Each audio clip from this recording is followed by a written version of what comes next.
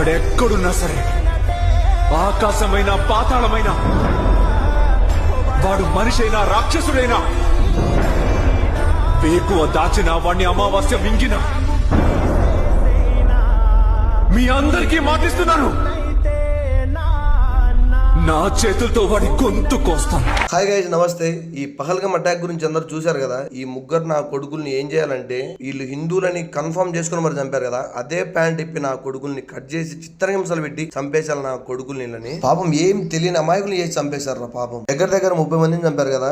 చూసుకోండి, గుర్తు పెట్టుకోండి. 300 మందిని లేపేసేస్తారు మన జవాన్లు, గుర్తు పెట్టుకోండి. ఇప్పటికే ఆర్డర్లు అయితే రిలీజ్ అయిపోయినాయి. పాకిస్తాన్ వాళ్ళకి అయితే నో ఎంట్రీ అయితే పెట్టేశారు బోర్డు. మనకి వాళ్ళకి సింధు జలాలు అయితే ఒప్పందం అయితే ఉంది, అది కూడా ఆపేశారు. వాళ్ళకి మనకున్న చెక్ పోస్టులు అయితే మూసేశారు. ఇంకా వాళ్ళకైతే no visa, no entry. Pak వాళ్ళు ఇంకా ఇండియాలో ఎవరైనా ఉంటే 48 గంటలు అయితే టైం ఇచ్చారు వెళ్ళిపోమని. చనిపోయిన వాళ్ళందరికీ ఆత్మశాంతి కలగాలని కోరుకుందాం. Welcome to day 6 of bulking series. Gym కెళ్ళగానే వార్మ్ అయితే కంప్లీట్ చేసుకుని తర్వాత ఫస్ట్ అయితే పుల్అప్స్ అయితే స్టార్ట్ చేసాం. పుల్అప్స్ కంప్లీట్ చేసుకుని లాట్ పుల్ డౌన్స్ ఒక 3 సెట్స్. సెకండ్ వేరియంట్ వచ్చేసి డంబెల్ రోయింగ్ అయితే చేసాను.